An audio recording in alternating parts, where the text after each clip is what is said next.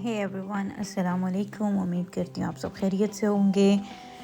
तो जी, आज मैं बहुत दिन के बाद अपना व्लॉग बना रही हूँ क्योंकि ईद आ गई थी और ईद के साथ साथ हमारे साथ जो और बहुत सी चीज़ें होती हैं क्योंकि हम नॉन मुस्लिम कंट्री में हैं। तो यहाँ पे ना तो छुट्टियाँ होती हैं और ना ही कोई ईद के अहतमाम।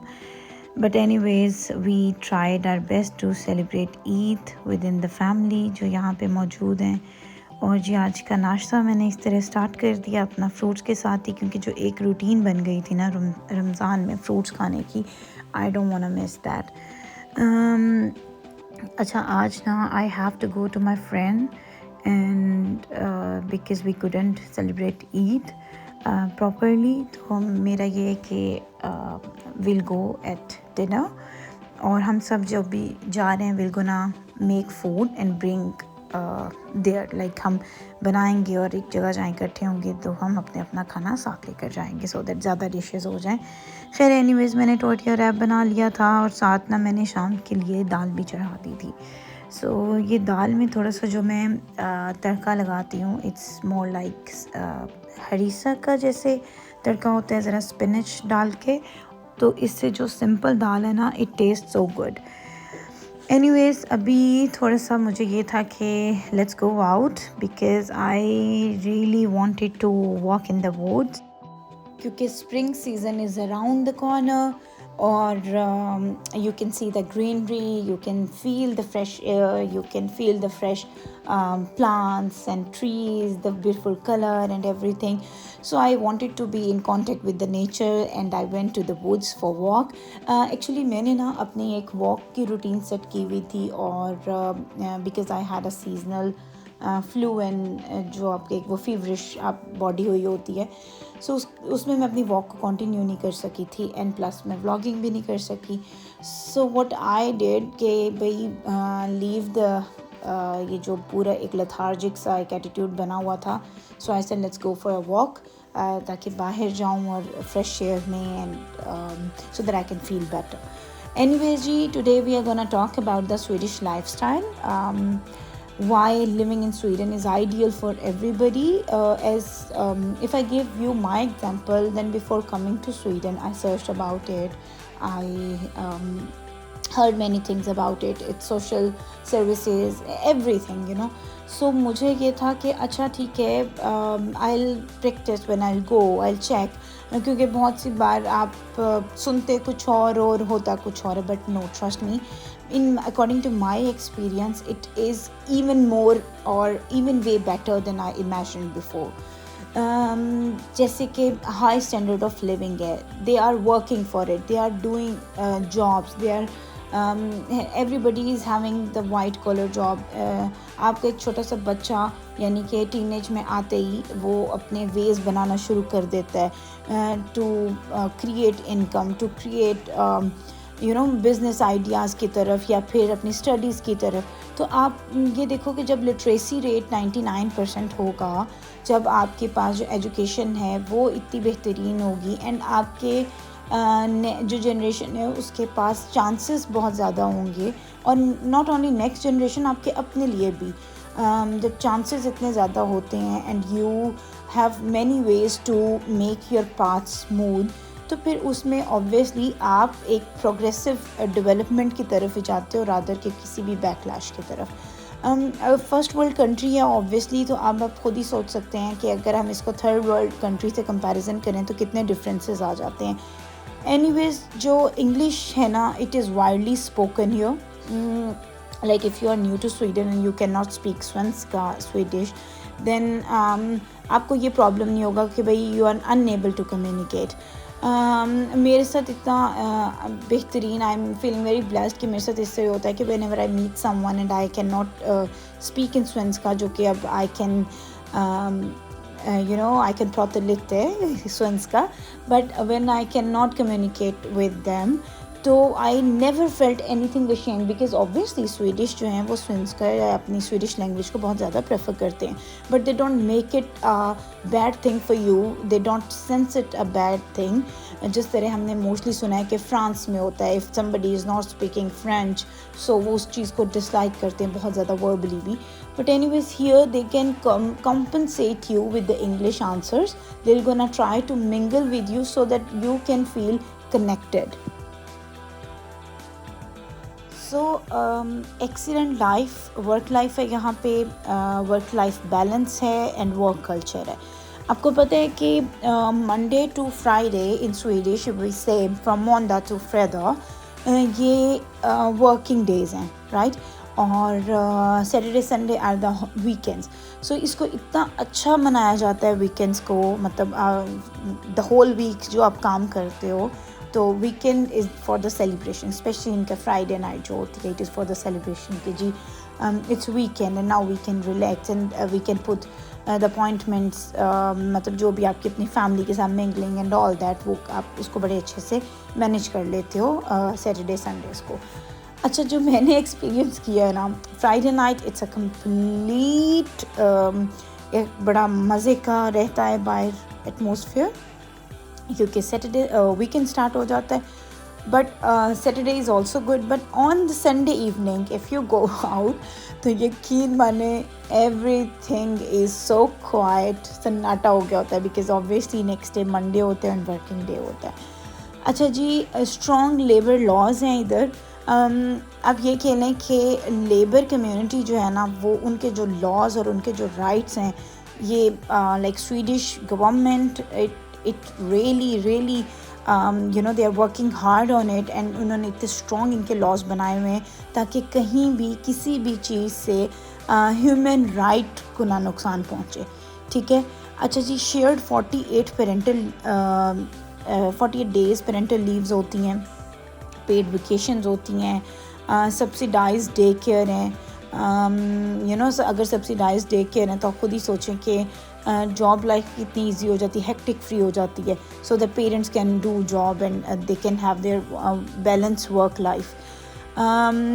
एंड जो सबसे मेन फैक्टर है ना, जो मैं इतनी ज़्यादा जब बहुत ज़्यादा मुतासिर हुई जिस चीज़ से, अच्छा, when I land in Sweden and I needed to drink water, तो मैं अभी यही सोच रही थी कि मैं पानी कहाँ, पानी पीना है मैंने, and I went to a shop कि पानी, but there was a lady, she said why you are going to buy a water, just go and drink from the tap water.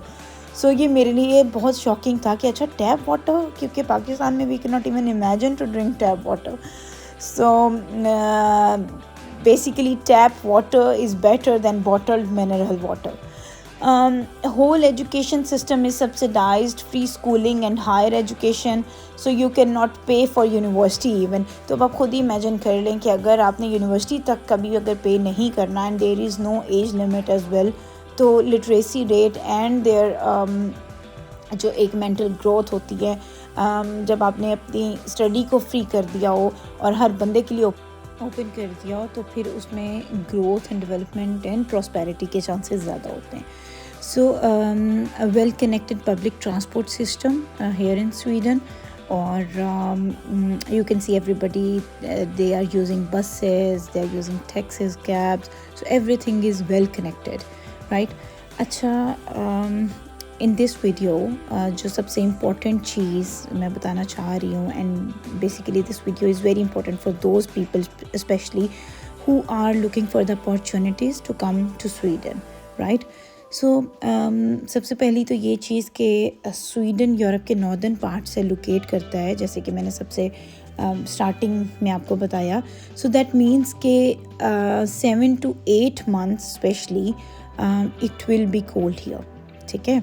And other जो बाकी जो हमारे रह जाते हैं months, उसमें ये होता है कि समर आ जाता है इन जून, जुलाई, अगस्त, 3 months summer, and then from October it is autumn, but still what I'm trying to say कि summer के month ये 3 निकाल के 3 से 4 बाकी होल जो ईयर है ये कोल्ड ही रहता है यहाँ पे। इट मीन्स कि आप बाहर विदाउट जैकेट के नहीं जा सकते, ठीक है। और जो टेम्परेचर समर्स में यूजुअली जो टेम्परेचर रहता है या वेरी करता है वो अराउंड 15 to 20 डिग्रीज़ होता है।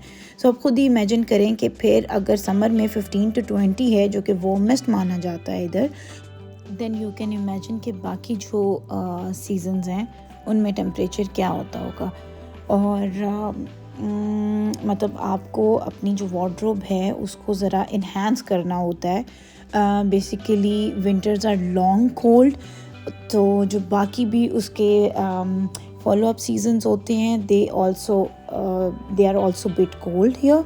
सो आपको यहाँ पे आके सबसे पहले तो अपनी वार्डरोब मॉडिफाई करनी होगी कि डिफरेंट तरह की जैकेट्स होनी चाहिए for minus temperature, for snow, for normal temperature जो माइनस के अलावा हों, but you should wear something on your shirts, so for rain coats, etc etc। so basically जो सबसे बड़ा आके आपकी wardrobe का चीज़ होगी ना वो यही होगी कि that you have to buy good jackets to cope up with the weather changes। अच्छा, जैसे अभी यहाँ पे स्प्रिंग सीज़न स्टार्ट हो गया है तो मेरे लिए तो इतना ड्रास्टिक चेंज ये है ना एक कि शाम के 9 बजे भी ना आपका जो आसमान है वो नीला रहता है, यानी कि कम्प्लीटली डार्क नहीं होता।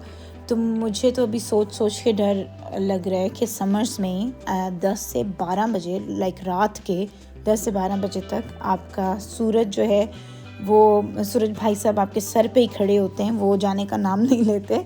सो मैं अभी सोच के मुझे तो डिप्रेशन होता है कि oh what I am gonna do then, because मुझसे तो अभी ये इतना 9 बजे वाला ही हैंडल नहीं हो रही। वो नीली अभी तो 7 बजे, शाम के 7 बजे जब आजकल हम डिनर कर रहे होते हैं तो सूरज की फुल रोशनी होती है and we feel like there is no need of any light to put on in the house, to turn out any lamp।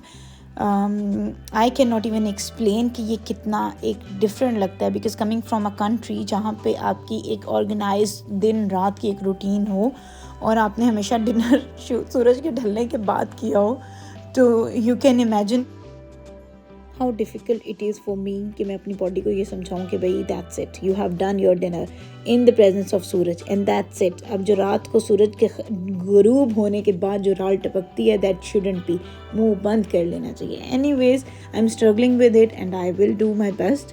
अच्छा, समर टाइम का आप खुद ही देखें कि जो सनसेट टाइम है ये 3 से 4 घंटे है।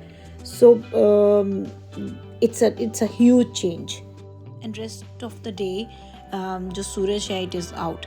एनीवेज जितना ज़्यादा समर्स में आप सूरज आपको देखने को मिलता है, विंटर्स में उतना ही ज़्यादा नापैद हो जाता है। So winters are here long, cold and dark, और ऊपर से पॉपुलेशन भी कम है and they prefer to stay at home. और अगर आप गलती कर लें रात को बाहर निकलने की after 6 or 7 in winters evening में, तो ट्रस्ट मी ना बंदा ते ना बंदे दी ज़ात कुछ भी नहीं लभदा है थे। फिर आपको यही होता है कि भाई अपने घरों नूं टुर जाओ ते चुप करके उत्थे बह जाओ। अच्छा, वो पाकिस्तानी जो यहाँ पे आना चाहते हैं ना उनके लिए बहुत डिफ़िकल्ट होने वाला है, मतलब इसको एक्सेप्ट करना until unless you are dying to come here। अच्छा, आप यकीन माने कि अगर आपने पाकिस्तान की चहल पहल देखी है ना तो यहाँ पे आके उस चीज़ से बिल्कुल आप कट ऑफ हो जाओगे। आप ज़्यादा किसी के साथ बैठ नहीं सकते, दिल गोना गेट टायर्ड, आप ज़्यादा किसी के साथ मिंगल नहीं कर सकते। So there are many things के प्राइवेसी जो है ना और लेस सोशल इनका जो सिस्टम है, एक दूसरे से मिलना जुलना, ये वो सर्कल वो बहुत मिनिमाइज्ड है और बड़ा मापा तोला सा है। खैर, एनीवेज एक और चीज़ that I am gonna tell you and warn you कि भाई डिप्रेशन तो होना ही होना है उसके लिए मेंटली तैयार रहें, स्पेशली इन विंटर्स। समर में तो फिर आपको बहुत सी चीज़ें बहुत मज़े की मिल जाएंगी, यानी कि you go out, you gonna try the street foods, this and that, but in winters everything will be like zero, कुछ भी नहीं। So moving on to the next thing, यहाँ का बर्थ एंड लेबर सिस्टम जो health system है वो बहुत advanced है. So you don't have to pay anything until unless आप प्राइवेट जाओ, because if you want something extra topping on your cake. Otherwise आप इनके गवर्नमेंटल जो हॉस्पिटल्स हैं, जो इनकी ऑर्गेनाइजेशंस हैं, आपको बहुत एडवांस्ड एंड बहुत अच्छे लेवल की हेल्थ सिस्टम आपको मिल सकता है. अच्छा, एक और चीज़ यहाँ पे जो बर्थ सिस्टम है ना, उसको हर पॉसिबल वे से नेचुरली रखा जाता है अनटिल अनलेस के कोई कॉम्प्लिकेशन, लाइफ थ्रेटनिंग सिचुएशन ना हो. ठीक है, तो जो चाइल्ड केयर सिस्टम है ना जी, that is the best system that I have noticed कि इधर पेरेंट्स सपोर्टिंग बहुत बेहतरीन है एक दूसरे के लिए. वन ऑफ माई फ्रेंड और शी हैड अ बेबी अभी कुछ टाइम पहले, तो देयर हेल्थ चेकअप्स और their dental checkups, everything is well organise. जो चीज़ें मुझे वो बताती है एंड सो फार मैं उसको ऑब्ज़र्व कर रही हूँ खुद भी. यू नो, ये जो टाइम होता है आफ्टर बर्थ, जो हमने अक्सर पाकिस्तान में बड़ा मुश्किल बना दिया होता है, ये यहाँ पे बहुत स्मूथ है. Because every parent is doing their job and somebody who became parent, उनके लिए इतने रिलीव्स हैं. फॉर इंस्टेंस कि 480 पेड पेरेंटल डेज मिलते हैं लीव के. ठीक है, आप लीव ले सकते हो. आप दोनों पेरेंट्स जो हैं वो अपने बच्चे की टेक केयर करते हैं.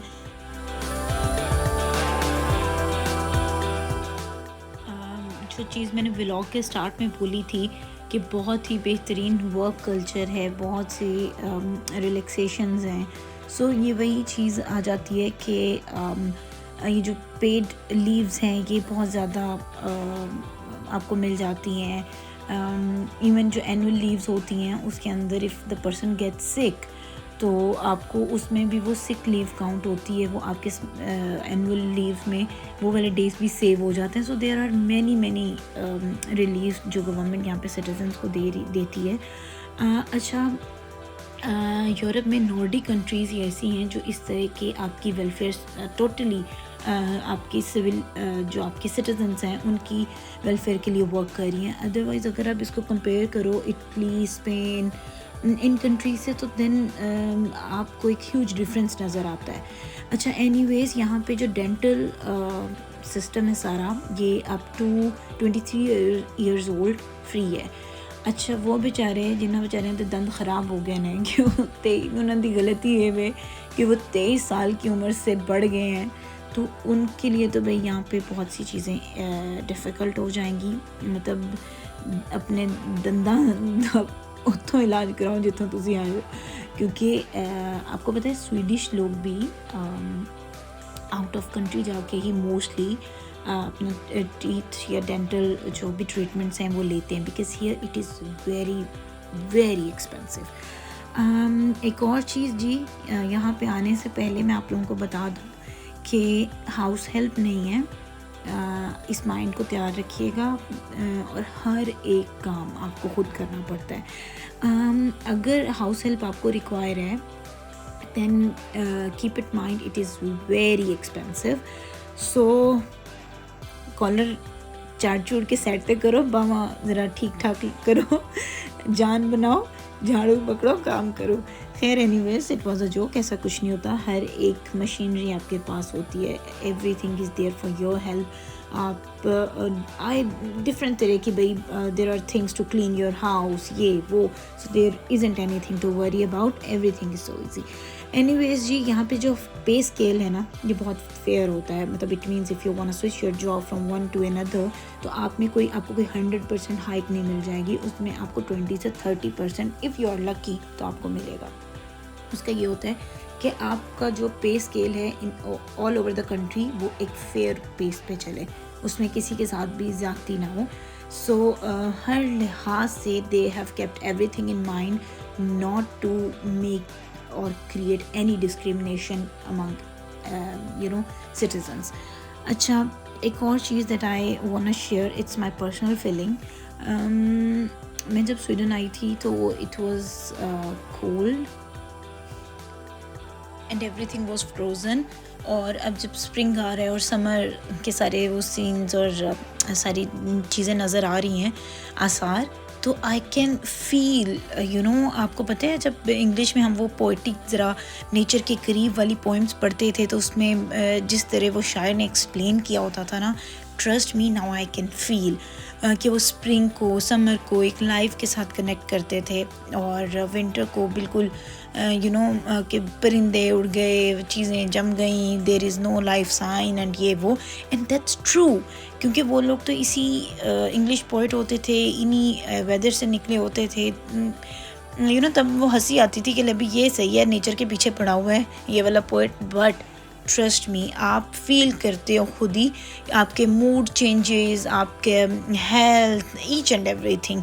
Anyways ji, I had to go to my friend, as I mentioned at the start of the vlog. So I started to make kebab masala.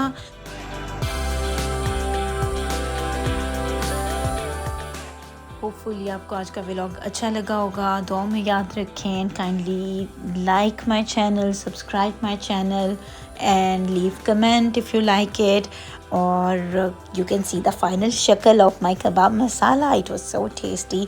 सो जी, thank you so much, take care, अल्लाह हाफिज़।